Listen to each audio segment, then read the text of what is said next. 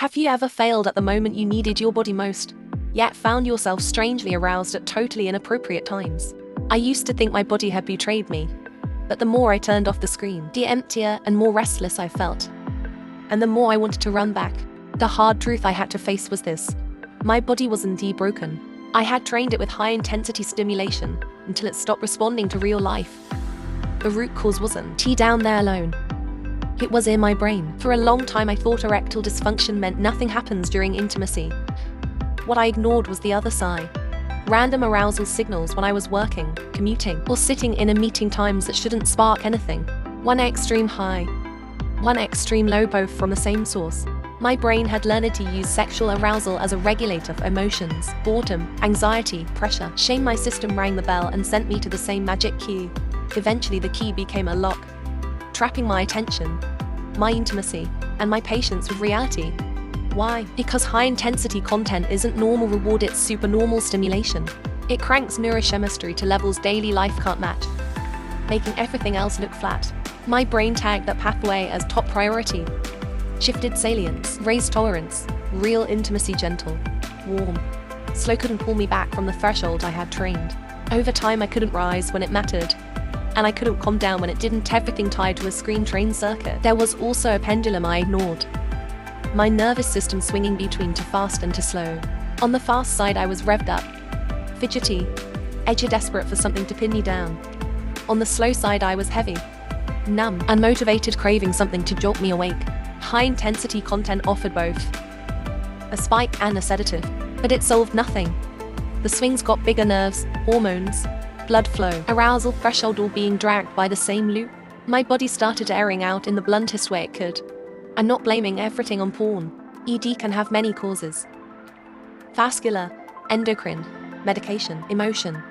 But for me, the hardest piece was the neural pattern I trained through repetition. Admitting this hurt, but it was the turning point. I stopped asking, am I defective? And started asking, what did I train my brain to do, and can I train it back? Step 1. Turn off autopilot. I listed the situations where things went wrong most often. Times: late nights alone, tired afternoons, the gap after a work setback. I preloaded substitutions for those windows, even 10 deep breaths at the window beats sinking back into the loop. Places: the bedroom became no screen territory. Devices stayed in shared spaces. My browser ran on a whitelist. Off-limits sites simply didn't load. Triggers: the first frame of fantasy. At the very first flicker, I interrupted it. Breath, posture shift, environment swap. The sound of my foot on the floor, a curtain moving in the wind, the feel of cool air, anything to reset senses. Stop at the opening shot saved me again and again. People ask, can't you just resist? White-knuckling wasn't enough. That old road was paved by me, repetition after repetition, into smooth concrete. To loosen it, I had to do two things at once: let the old road fade and grow a new one. Fewer triggers and quick interrupts weakened the old, steady replacements, and reinforcement grew the new. To make it workable, I split the method into upstream and downstream lines. Upstream is speed and steadiness. Every day I practiced rhythm. Breathing with count, feeling chest and belly rise and fall, walking while hearing each footfall, single task writing in fixed blocks. Rhythm acts like a stabilizer inside the body. It pulls me out of the extremes back to the middle gear. When my brain sits in the middle, the volume on urges drops. Many times I didn't have to wrestle at all, I just turned gently and moved on. Downstream is rewriting the urge chain. I installed a pause switch. When an urge hit, I didn't decide. I took 10 slow, complete breaths, attention in my soleus, fingertips, and the coolness at my nose. In 30 seconds the automatic chain loosened.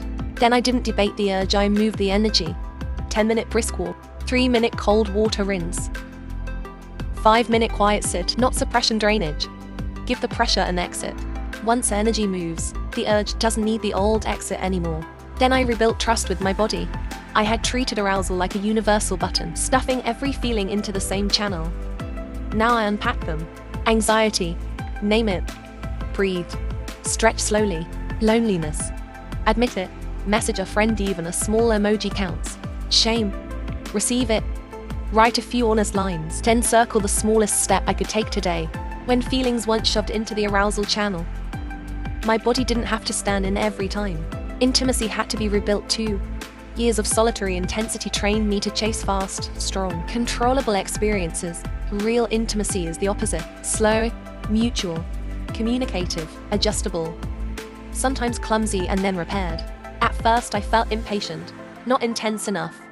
But measuring my connection and trust, not intensity, changed everything. True sensitivity woke up in safety. Slowness wasn't weakness. It was power placed in the right spot. To reduce relapse and pendulum swings, I installed guardrails. 1. Deep focus daily. A book chapter. A page of writing. A small piece of handcraft. A solved problem. Focus gives stable satisfaction, not nosy stimulation. 2. Body routine. Hard shutdown time. No devices in bed. Simple regular meals. Daily sweat. A steady body lowers emotional crests. 3. Environment reset. High-risk apps gone. Night auto cutoff. Browser whitelist. Minimal desktop. This wasn't about proving willpower, it gave my brain a recovery window. 4. Log and review. I stopped staring at how many failures and looked at intervals. Each week I stretched the gap. 3 days to 4. 4 to 5. I logged the 10 seconds before each urge. What I was doing, how I felt, what triggered it, which replacement I chose. Review wasn't for blame. It was to reveal patterns. Once patterns appear, I can support myself half a step earlier next time. I also replanted real rewards. I broke work into steps and made progress visible. I cooked slowly and actually smelled the food. I revived old skills: handwriting, sketching, woodworking, training even 10 minutes a day. These weren't loud like a screen, but they left a trace of warm, lasting satisfaction, bit by bit. My brain retagged real-world rewards as worth it, as real light returned. The screen's glare faded. My favorite tool is the 5-second rule. The first 5 seconds after an urge are the hinge. If I do anything outward, stand, step, door, cooler air, the momentum gets cut in half to make it automatic. I rehearsed it mentally. Urge gives stand, gives door, gives wind. Dozens of times, repetition turned it into a familiar route. When the moment came, my brain led me out instead of pinning me down. It didn't all get better at once. I still had tired nights, precise old triggers, occasional slips. The difference was that I no longer treated one slip as a verdict on my worth. I asked, what pushed me today? Did I skip lunch? Rush the morning? Miss a rest? What tiny support could I add earlier next time? If I make one choice kinder to my future self, one key moment, that's a win. Stack enough wins and the wiring grows in a new direction. It's not a dramatic overhaul. It's a warm, sustainable turn. Most important, stop seeing this only as a moral issue. Shame just swings the pendulum wider. See it as a trainable system, a rebuildable circuit. Then the question shifts from am I good enough to can I bring the pendulum a little closer to center today? Every breath, every stand-up, every 10-second review pulls you towards center. The closer you get, the less you need violent spikes and the more you can feel real aliveness in real connection. That sensitivity isn't yanked out of you. It's allowed to return. If you're struggling, start small. Move devices out of the bedroom. Turn your browser into whitelist mode. Set a shutdown time. Preload one steady substitute in your riskiest window. Even a hallway walk counts. Interrupt the old road. Walk the new one again and again. After a while, something subtle happens. When it matters, your body starts standing with you. It stops being a puppet summoned by screens and becomes a partner that hears your gentle instructions. I remember my first real turn. I finished a breathing set. Wine lifted the curtain into a small arc. The restlessness dropped half a notch. I wasn't perfect. I had anti-erased every law. But in that moment I knew I wasn't being dragged anymore. I could choose. I could steady the pendulum. I could bring my body back to my life instead of back to the screen. Don't wait for perfect. Don't wait to never want again. In the next 5 seconds, make one small but better move. Again and again. You'll train the new you with your own hands. Real confidence doesn't come from I'll never fail, but from I know how to come back every time. Click the link in the comments to get the reboot guide.